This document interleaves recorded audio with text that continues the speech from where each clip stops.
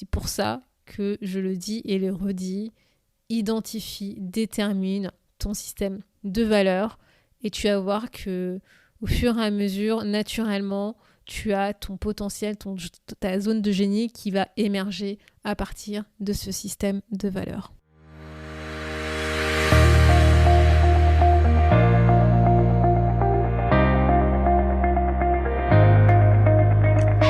Bonjour à tous et à toutes, vous êtes sur le podcast Le quart d'heure d'Inspire Action.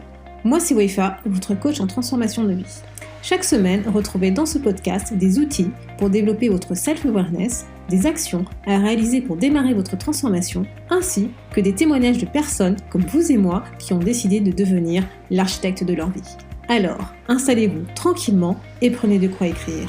Hello la tribu, j'espère que tu vas bien cette semaine où nous allons continuer à découvrir le test The Value Determination Process du Dr John Demartini que j'ai commencé à te présenter la semaine dernière. Donc si tu n'as pas écouté l'épisode 14 du podcast, je t'invite à aller l'écouter parce que aujourd'hui je vais te présenter la suite de ce test qui permet d'identifier les valeurs les plus importantes pour nous. Et ce que j'aime bien dans ce test, et on verra justement à la fin, c'est que au-delà d'identifier les valeurs qui sont importantes pour nous, ça les raccroche justement à notre mission. Et ce qui permet en fait justement de voir ce qu'on a envie de faire dans notre vie, en fait, sur à quoi on a envie de contribuer notre mission de vie, quoi. Donc pour rappel, les 7 premières questions qu'on a vues la semaine dernière portaient sur notre environnement, les objets qui nous entourent, comment est-ce qu'on passe le plus clair de notre temps, notre quotidien, comment est-ce qu'on dépense notre énergie, comment on ressource notre énergie interne, comment est-ce qu'on dépense notre argent au quotidien, où est-ce qu'on est le plus organisé, ordonné, et encore une fois, il y a forcément un endroit où tu es le plus organisé et ordonné. Et la dernière question qu'on a vue, c'était là où est-ce qu'on est le plus concentré, le plus fiable. La 8e question à laquelle ce test nous amène à réfléchir, c'est qu'est-ce que tu visualises le plus souvent ? C'est comment est-ce que tu perçois ta vie ? Qu'est-ce que tu aimerais vivre au quotidien ? En fait, c'est un peu le côté quand tu te projettes dans ta vie à 5 ans par exemple, comment est-ce que tu vois ta vie se dérouler ? Comment est-ce que tu aimerais que ta vie se déroule au quotidien ? Comment est-ce que tu l'envisages ? À quoi tu rêves régulièrement ? Comment serait ta vie en fait si tu obtenais tout ce que tu voulais obtenir ? Voilà, et en fait, en ayant cette visualisation, ça doit te montrer des signes de justement, encore une fois, ce qui est le plus important pour toi. Mais encore, c'est pas de rêver, on va dire, des fantasmes, c'est vraiment, je pense que ça t'est déjà arrivé où tu te projetais en disant, voilà, et si jamais j'avais tout ce que je voulais avoir, voilà comment serait ma vie. Et c'est ça en fait, c'est ce genre de visualisation dont je te parle.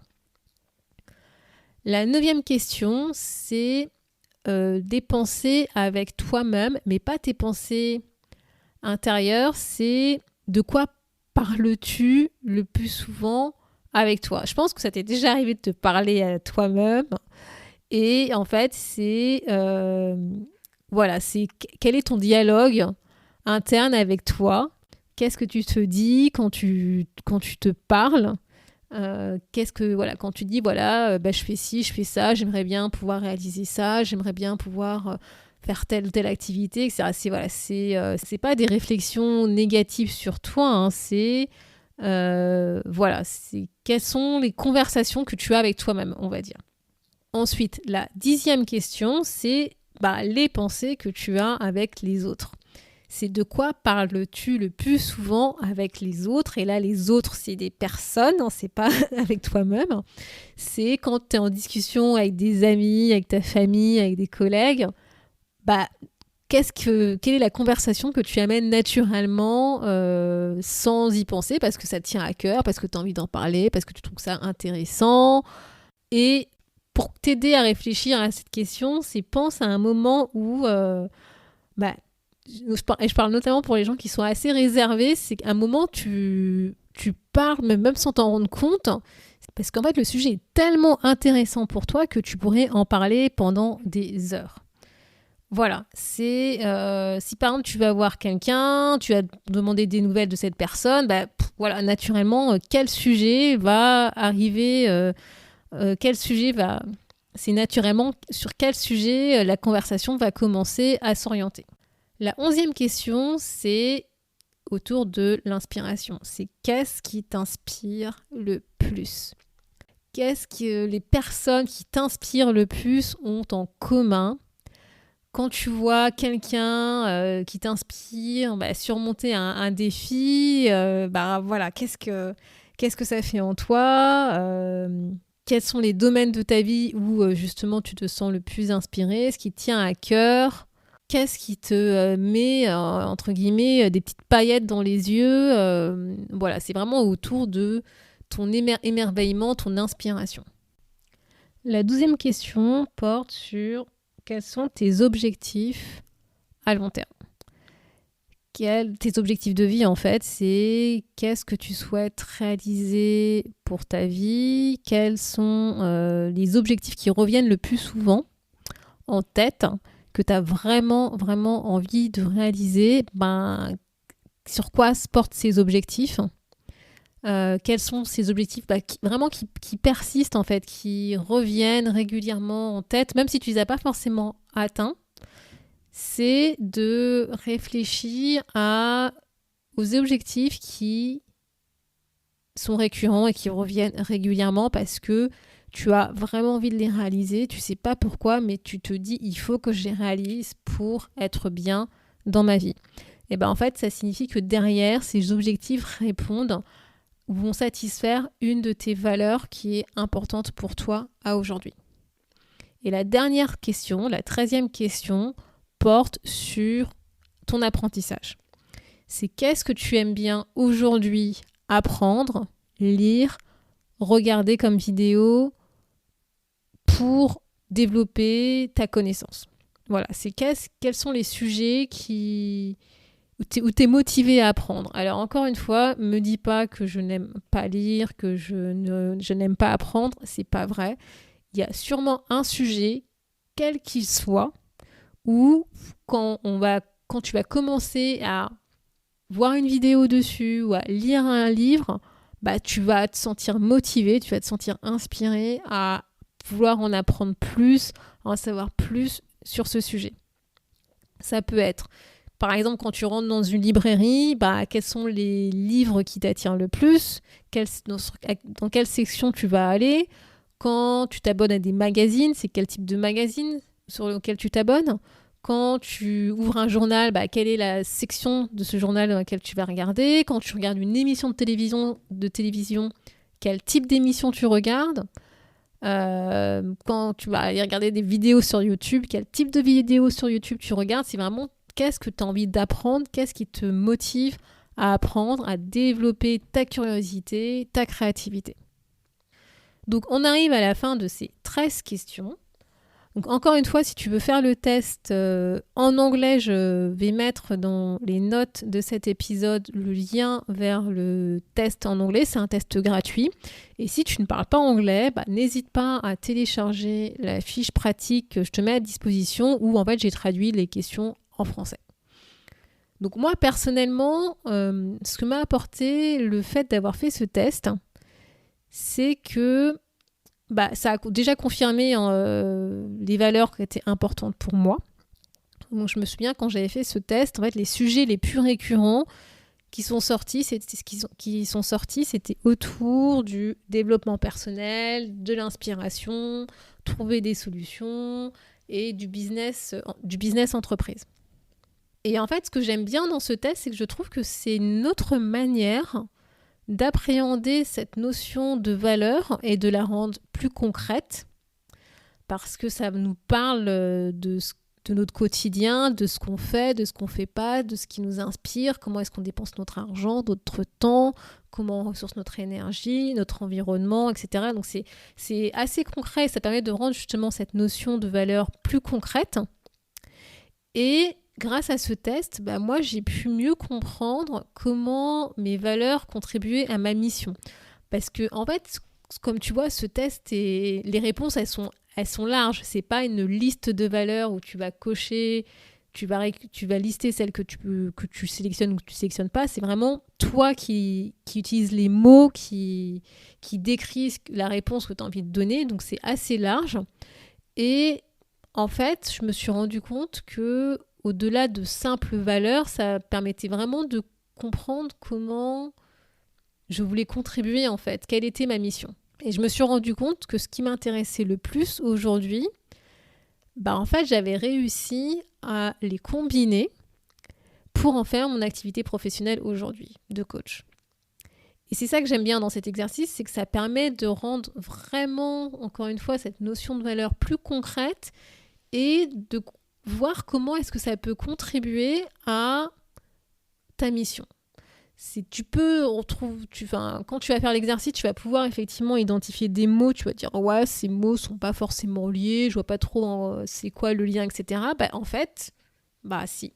Parce que c'est ta vie en fait, c'est ce qui t'intéresse le plus, c'est ce qui est le plus important pour soi aujourd'hui dans ta vie et c'est cet ensemble en fait de réponses qui constitue ce en quoi tu crois, quoi. Et également, ce que j'aime bien dans cette approche, et c'est d'ailleurs pour ça que j'ai acheté son livre, pour en savoir plus et creuser un peu plus cette notion, c'est que chacun a un potentiel, chacun a une zone de génie, et que en fait, si on n'est pas forcément excellent dans un domaine, c'est pas parce qu'on est bête, c'est juste parce que ce domaine ne nous intéresse pas. Et comme ce domaine ne nous intéresse pas parce qu'il ne fait pas partie parce qu'il ne répond pas à une de nos valeurs qui est importante, en fait, on s'y est pas attardé et on n'a pas dépensé notre temps à essayer de développer une compétence en lien avec ce domaine d'activité. Et c'est ça que je trouve intéressant, c'est que je vais prendre l'exemple. En fait, ce qui m'est venu en tête en réfléchissant à ça, c'est que je prenais l'exemple des mathématiques où généralement, quand on est plus jeune, il y a deux camps, ceux qui aiment bien les maths, qui sont plutôt bons en maths, et ceux qui n'aiment pas les maths parce qu'ils sont nuls en maths. Et en fait, justement, avec cette notion de réfléchir à ce qui est important pour nous, ce qu'explique le docteur Demartini, c'est que si sans t'en rendre compte, tu as réussi à en fait rattacher le domaine des mathématiques à quelque chose d'important pour toi, en fait, tu t'es intéressé à ce domaine et donc tu as commencé à apprendre, à essayer de comprendre et tu as développé en fait cette compétence autour des maths. Alors qu'au contraire, si cette thématique des mathématiques, t'as pas réussi à le rattacher à quelque chose qui était important pour toi, en fait, tu comprenais pas trop pourquoi tu devais passer du temps justement à développer des compétences autour des mathématiques. Et donc, en fait, pour toi, c'était inutile et tu voyais pas pourquoi dépenser du temps à essayer de comprendre.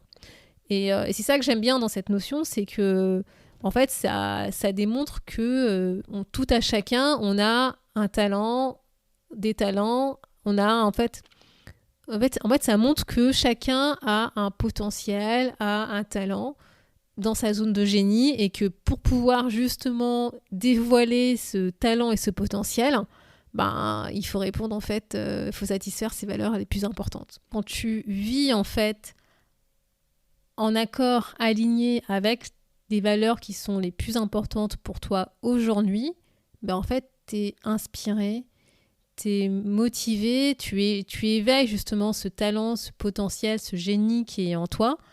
Et c'est là que tu découvres en fait ta mission de vie actuelle par rapport à ce système de valeurs. Et inversement, quand tu vis pas du tout aligné avec tes valeurs, que tu vis avec des valeurs que tu penses être les tiennes mais qui sont pas les tiennes, tu as besoin d'une motivation extérieure pour pouvoir justement avancer dans la vie et t'es pas vraiment dans ta zone de génie en fait. Et c'est pour ça que ta mission reflète tes valeurs les plus importantes pour toi et c'est pour ça que je le dis et le redis, identifie, détermine ton système de valeurs et tu vas voir que au fur et à mesure, naturellement, tu as ton potentiel, ta zone de génie qui va émerger à partir de ce système de valeurs.